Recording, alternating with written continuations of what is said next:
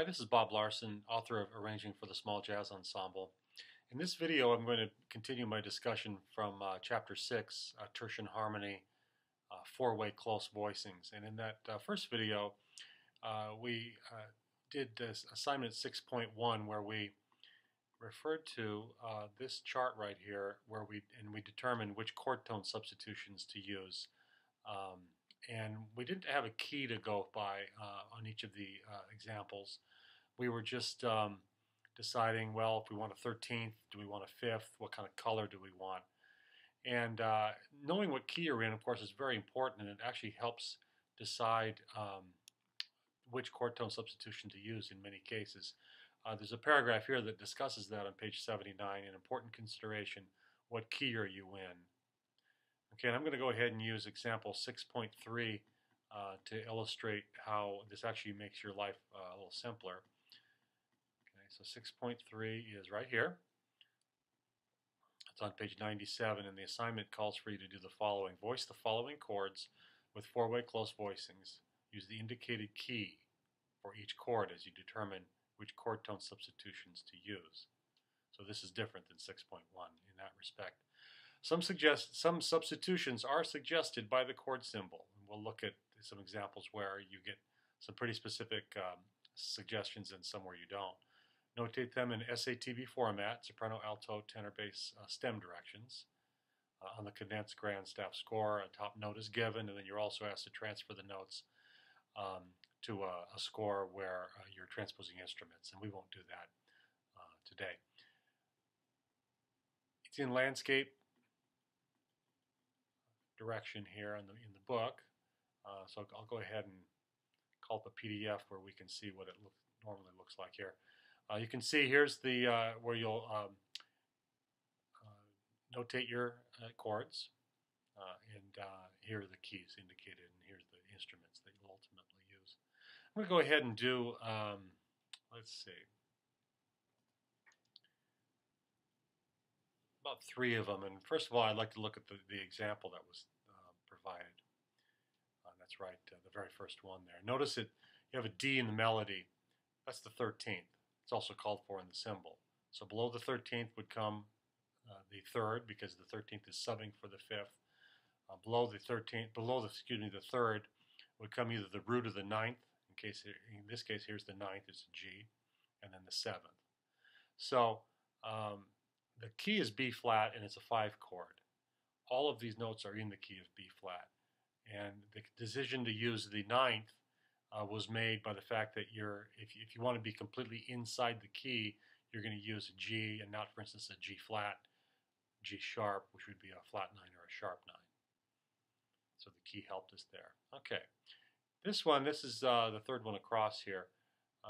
We have an F minor 7th with an A flat on top, key of E flat. Might be helpful to see the scale of E flat, which is right here.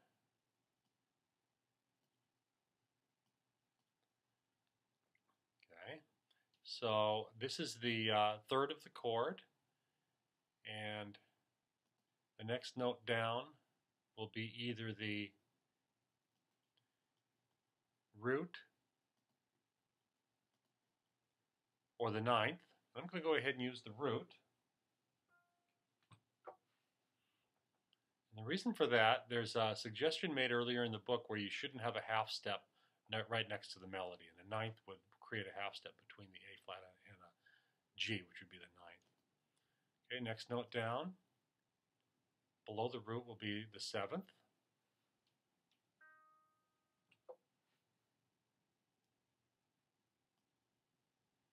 And the next note down would be the 5th. You know, do I use a flat 5, sharp 5? Well, I'm in the key of E flat. And if I'm going to be in that key, I need to go ahead and just use a perfect 5th. That was pretty simple. Okay.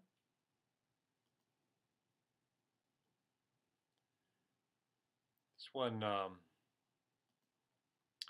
is down below the second system down here. It's in the key of A flat. Excuse me, A flat minor. This is an E flat 7, and it's the 5 chord. Notice you're given no other instructions other than that's just the 7th chord. So you're probably going to want to do something to this chord to make it sound a little hipper. So you're given the 5th. That means I'm not going to put a 13th in the chord because that note is the 5th would be substituted with the 13th, and the 5th is the melody.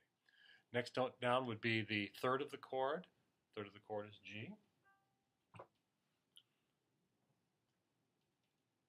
And you'll notice that is in the scale. I've written here an A flat harmonic minor scale, and there's a G right there. Next note down below, the 3rd would be either the root or the 9th. I'm going to go ahead and use the 9th. Okay, so the 9th of E flat is F. Well, I'm going to have to use F flat because that's what's in the key.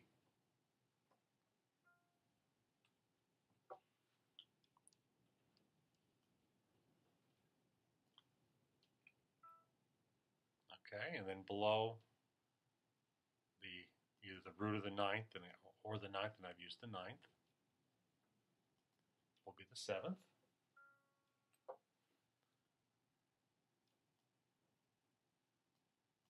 And that's my chord.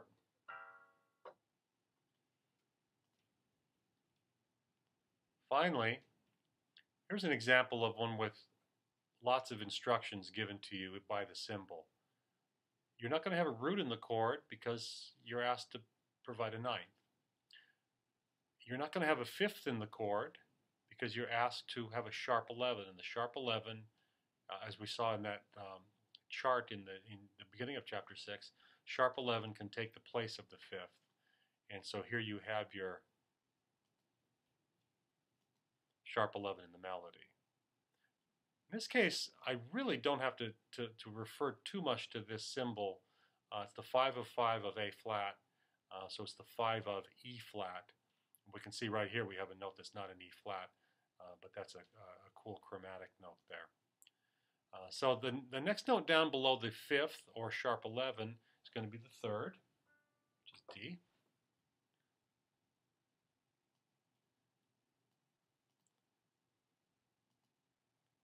Below the 3rd would come the root. Well, I can't use the root. The symbol tells me to use the 9th.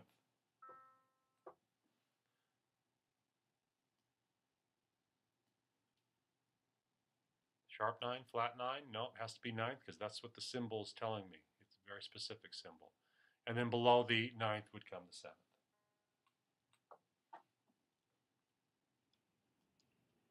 Okay, well there's 3 of the examples done for you.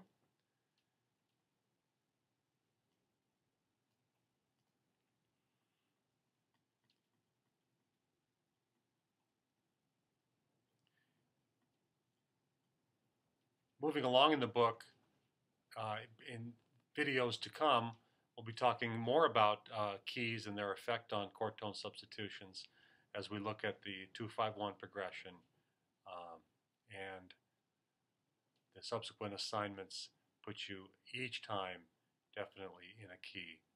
For instance, here's a 2-5-1 exercise, and there's more to come.